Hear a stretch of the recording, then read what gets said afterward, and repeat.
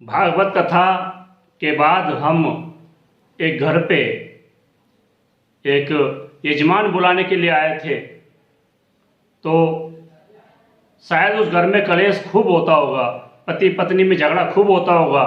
तो वहाँ पे चाय पानी होने के बाद वो घर की जो महिला थी वो बोली, गुरुदेव, घर का पति पत्नी का झगड़ा खत्म हो जाए ऐसा कोई उपाय आप भागवत कथा के माध्यम से और बताना।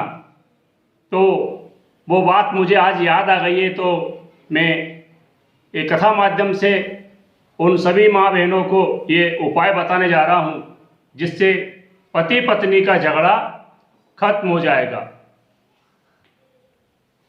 पति पत्नी का झगड़ा बिल्कुल खत्म हो जाएगा, लेकिन हमको वो उपाय करना पड़ेगा। अब वो चीज़ क्या है कि मुझे जो रास्ता सूझा, मुझे जो जैसा मैंने सुना है, जैसा गुरुजनों से सदगुरु से मैंने सुना है, या जैसा मेरा पढ़ने और मेरे विवेक में आया है, वो उपाय मैं आपको बताने जा रहा हूँ। एक गांव में पति पत्नी में खूब झगड़ा होता था। अब वो झगड़ा होता था और उस झगड़े से बड़े परेशान थी वो पत्नी। तो उसके पास में रहने वाले एक महिला पति पत्नी जो है बड़े आनंद से रहते थे, प्रेम से रहते थे। तो उसको लगा कि मेरे घर में इतना झगड़ा होता है, लेकिन ये पास में रह रहे हैं, इन दोनों के कभी झगड़ा ही नहीं होता है। तो हो सकता है मैं इनके यहाँ कोई उपाय पूछने जाऊँ ताकि कोई झगड़े का उपाय मिल जाए।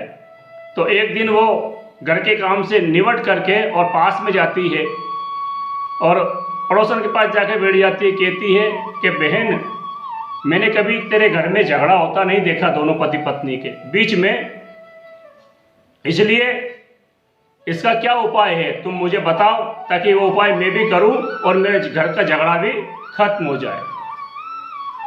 इस पर वो पत्नी जो पड़ोसन थी वो बोली, चलो आओ बैठ जाओ। उन्होंने उसका सत्कार किया, बिठाया और कहा कि मेरे पास ये मंत्रा हुआ जल है, ये जल लेके चली जाओ और जब भी झगड़ा होने की नौबत आए, झगड़ा होना शुरू हो जाए, तो तुम एक काम करना, ये जल पी लेना और जल पी करके इस जल को अंदर पेट में नहीं उतारना है, गले में नहीं उतारना है, इसको मुंह में भर के रखना है। ये ऐसा मंत्रा हुआ जल है कि इससे तुम्हारे झगड़े खत्म हो जाएंगे।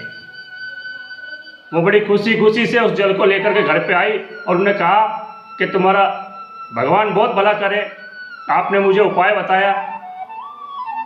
अब तो क्या सज्जन हो, जैसे ही उन पति पत्नी के झगड़ा होने की नंबर आता और वो पत्नी जो है जल पी लेती और पी करके मुंह में रखती, वो उसको जा पाती नहीं और उनका झगड़ा होता ही नहीं आपस में।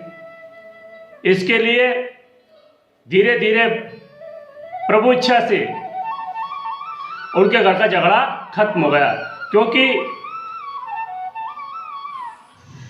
उनके घर का झगड़ा खत्म हो गया और उनके घर में दोनों पति पत्नी प्रेम से रहने लगे।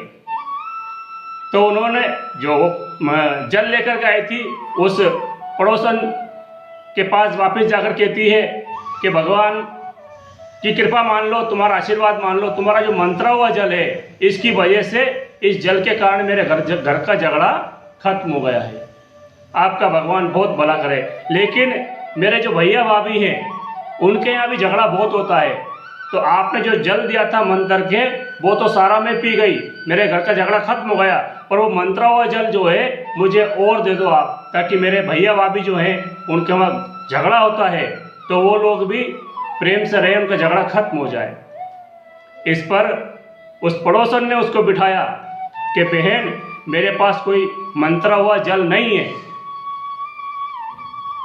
क्योंकि जब झगड़ा होता है तो पति पत्नी आपस में बोले ही जाते हैं और औरत का स्वभाव है कि औरत ज़्यादा बोलती है।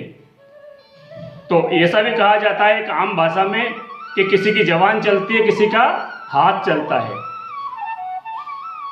तो औरत बोल बोलती बंद नहीं होती है और मजबूर होकर आदमी उठता है और उनको मारना शुरू कर देता है, या फिर दोनों बोलना शुरू कर देते हैं।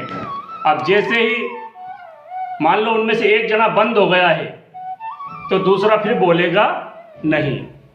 तो जब मैं तुमको जल दिया था तुम उसको मुंह में रख के बैठी हुई थी, अब तुम्हारा बोलना हो गया बंद। पति थोड़ी देर बोल करके अपने आप चुप हो गए।